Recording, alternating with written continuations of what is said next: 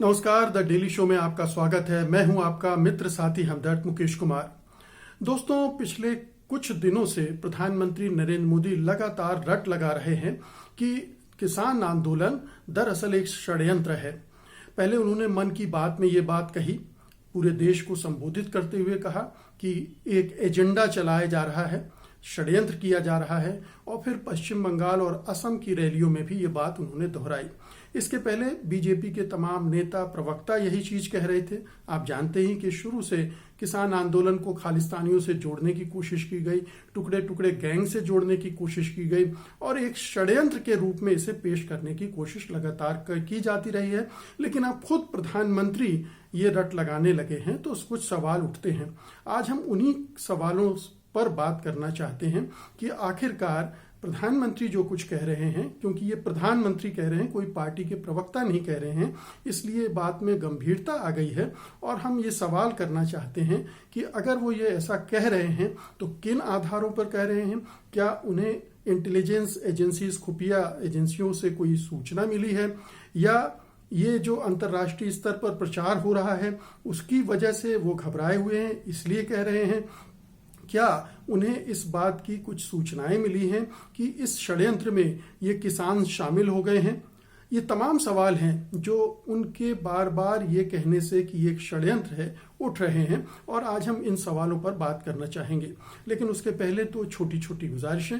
पहली तो ये, हमें उम्मीद है कि हम लगातार आपसे निवेदन कर रहे हैं और आपने जो sathhindi.com का ऐप है उसे डाउनलोड कर लिया होगा, चाहे गूगल प्ले स्टोर से या फिर इस वीडियो के साथ दिए गए डिस्क्रिप्शन से में जो लिंक है उसके जरिए। जिन्होंने ना किया हो कृपया वो तुरंत कर लें।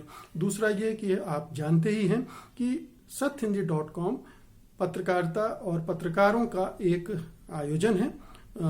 हम सब पत्रकार हैं जो इसे चला रहे हैं, और हम न कारपोरेट से फंडिंग लेते हैं और न सरकार का मुंह ताकते हैं। इसलिए आपसे गुजारिश करते हैं कि हम बेहतर काम कर सकें और बेहतर पत्रकारिता आपके सामने रख सकें।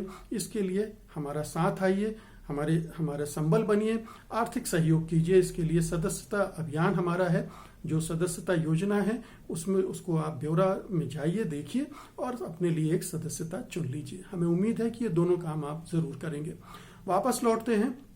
आखिरकार क्या हो गया है कि अब प्रधानमंत्री भी ये रट लगाने लगे हैं कि ये जो किसान आंदोलन है ये एक षड्यंत्र है, इसे एक षड्यंत्र के रूप में पेश किया जा रहा है। और एक अगर प्रधानमंत्री इस तरह का नेता जो देश का सर्वोच्च पद पर आसीन है, वो जब ये कहता है तो बहुत सारे सवाल उठते हैं। इन सवालों पर बातचीत करेंगे, लेकिन इससे पहले थोड़ी सी बात ये पृष्ठभूमि देख लें कि इस आंदोलन को शुरू से ही एक षड्यंत्र के रूप में ब्रांड करने की कोशिश भारतीय जनता पार्टी और केंद्र सरकार करती रही है। यहाँ तक कि मंत्रियों तक ने बयान दिए हैं कि इस आंदोलन के पीछे खालिस्तानियों का हाथ है, इस आंदोलन के पीछे टुकड़े टुकड़े गैंग लगे हुए हैं, पाकिस्तान का हाथ है, आईएसआई पैसा दे रहा है, चीन का हाथ है, वगैरह वगैरह। जब कनाडा के प्रधानमंत्री ने जस्टिन ट्रूडो ने कहा तब भी उन पर ये शक जाहिर किया गया कि चूंकि कनाडा में सिखों की आबादी अच्छी खासी है, बल्कि दुनिया भर में कोई एक देश है जहां सबसे ज्यादा आबादी है तो वो कनाडा है, तो उनको लेकर भी क्वेश्चन किए गए। ये कहा गया कि कभी खालिस्तानी कनाडा से ऑपरेट करते थे, इसलिए खालिस्तानियों का समर्थन करते हुए प्रधानमंत्री ने ऐसा कहा होगा। ब्रिटेन में जब ये बहुत सारे सवाल उठे तब भी ये कहा गया।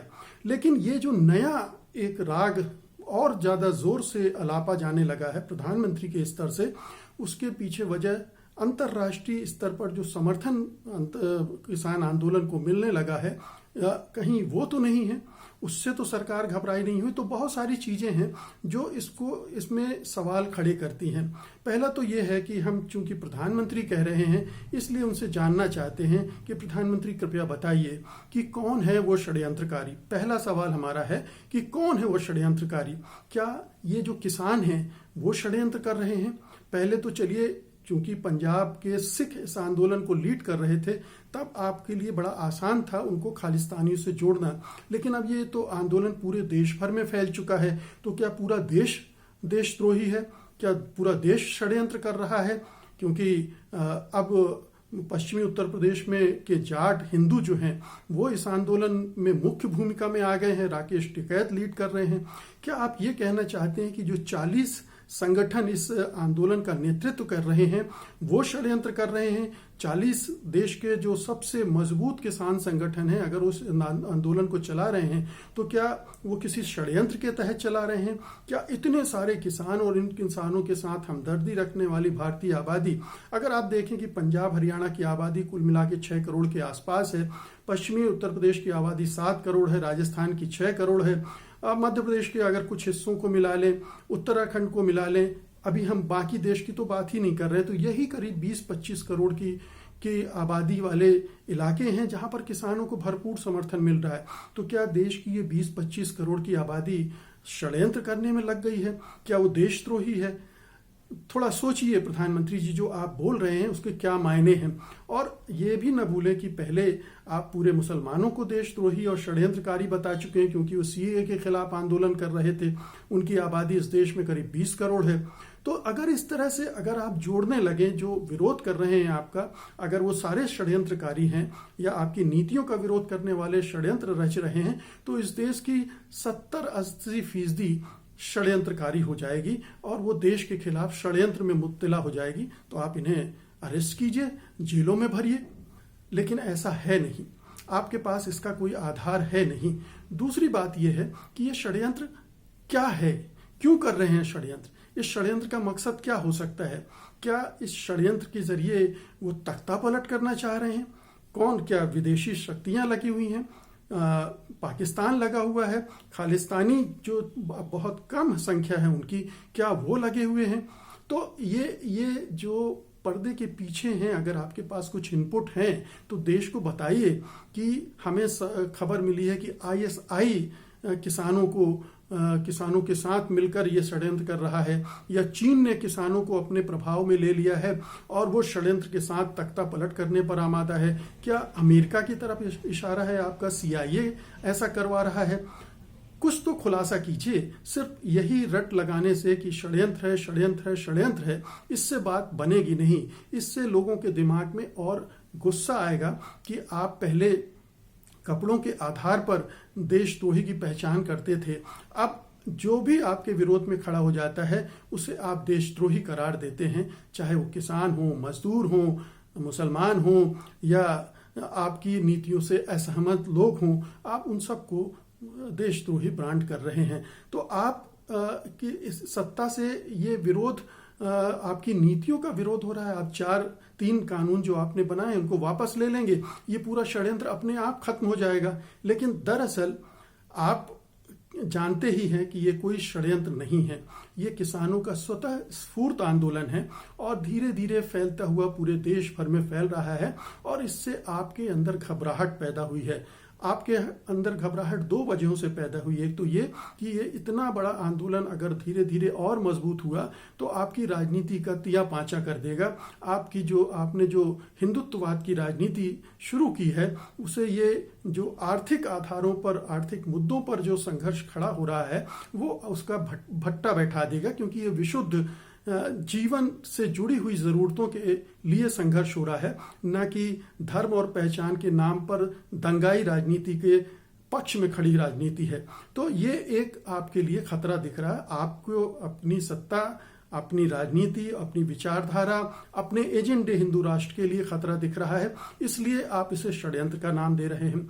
दूसरा ये दिख रहा है कि अंतर्राष्ट्रीय स्तर पर किसान आंदोलन की वजह से आपकी और आपकी सरकार की जबरदस्त किरकिरी हो रही है, क्योंकि आप एक्सपोज हो गए। आपने जो नकली छवि बनाई थी एक मजबूत और समझदार शासक की, बड़े मेगा शो करके विदेशों में, वो अब ध्वस्त हो चुकी है। अब सब समझ चुके हैं कि दरअसल उस छवि के भीतर एक हिंदुत्ववादी एजेंडा था, हिंदू राष्ट्र का एजेंडा था, और वो अल्पसंख्यकों के खिलाफ, वो असहमत लोगों के खिलाफ और जो भी आपकी नीतियों का विरोध करता है उनके खिलाफ खड़ा होने वाला एजेंडा है। और इसीलिए आप किसानों को भी टारगेट कर रहे हैं, मजदूरों को भी टारगेट कर रहे हैं। जो भी आपके विरोध में एक भी बयान देता है वो देशद्रोही हो जाता है, वो खालिस्तानी हो जाता है, वो पाकिस्तान परस्त हो जाता है, वो विदेशी एजेंडे का हामी हो जाता है। तो ये एक जो वातावरण आप बनाने की कोशिश कर रहे हैं इसकी ये घबराहट है। दूसरी वजह जो समझ में आ रही है वो ये है कि आप लोगों के दिमाग में धीरे धीरे संदेह भर देना चाहते हैं कि ये जो मोदी सरकार है या संघ परिवार है यही एक राष्ट्रभक्त है, बाकी सारे देशद्रोही हैं और इनको शक की नज़र से देखिए। तो आपके जो भक्तगण हैं उनको तो ये ठीक लगेगा क्योंकि वो इसी तरह की बातें सुनने, सोचने, समझने के आदी रहे हैं। लेकिन ये संदेह के बीज आप बोकर आप पूरी आधी से ज़्यादा आबादी को अपने खिलाफ भी कर रहे हैं। आप इस संदेह को बढ़ाकर, जो हिटलर का जो प्रचार मंत्री थे गोएबल्स, जोसेफ गोएबल्स, उन्होंने कहा था एक झूठ को 100 बार अगर दोहराओ तो वो सच लगने लगता है। तो आपके प्रवक्ता उसे बार बार दोहरा रहे हैं, अब आपने दोहराना शुरू कर दिया है। तो हो सकता है कि देश की एक आबादी को लगे कि सचमुच में प्रधानमंत्री ये षड्यंत्र की जो बात कर रहे हैं उसमें दम है।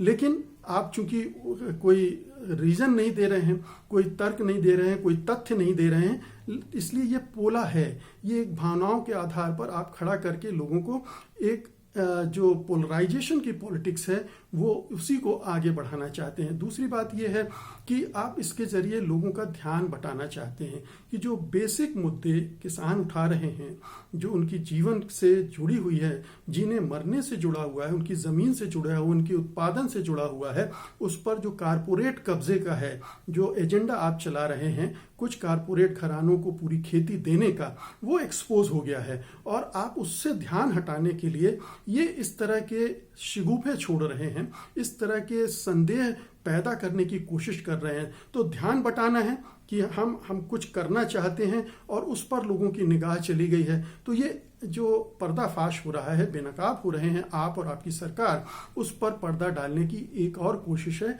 संदेह के लिए। लेकिन दिख ये रहा है कि लोग आपकी बातों पर बहुत ज़्यादा नहीं आएंगे। आपकी जो अनुयायी हैं, अंधभक्त हैं, वो तो मान सकते हैं, लेकिन जिन्होंने किसानों की ये संघर्ष देखा है, जो इतनी सर्दियों में, बारिश में और तमाम तरह की असुविधाओं के बीच खड़े हैं, डटे हुए हैं, इतनी सारी आपने सिक्योरिटी की लेयर खड़ी कर दी हैं, लेकिन वो टस से मस नहीं हो रहे हैं और शांतिपूर्वक अपना आंदोलन चला रहे हैं और लंबी लड़ाई के लिए तैयार हैं और उसको अंतर्राष्ट्रीय स्तर पर समर्थन मिल रहा है। तो ये जो संदेह पैदा कर रहे हैं वो काम करेंगे नहीं। ये षड्यंत्र की जो अवधारणा, एक नरेटिव आप लगातार गढ़ना चाहते हैं, वो काम करेगा नहीं, क्योंकि अब आपकी ये जो स्टाइल है ये एक्सपोज हो चुकी है। आप ये लगातार ये जो शक पैदा करके लोगों को कटघरे में खड़ा करने की कोशिश करते हैं वो एक्सपोज हो गई है, तो उसका कोई असर पड़ने वाला नहीं है। इसलिए समझदारी इसी में है कि आप किसानों की जो मांगे हैं उसको समझें और उसको तुरंत मान लें और देश को एक नई दिशा में आगे बढ़ाने की कोशिश करें। कारपोरेट एजेंडा को लागू न करने की कोशिश बंद करें।